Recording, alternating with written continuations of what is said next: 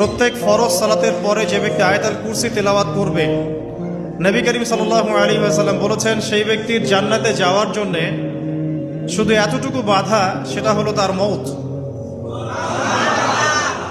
তার মৃত্যু হয়ে গেলেই ইনশাআল্লাহ সে জান্নাতে চলে যাবে।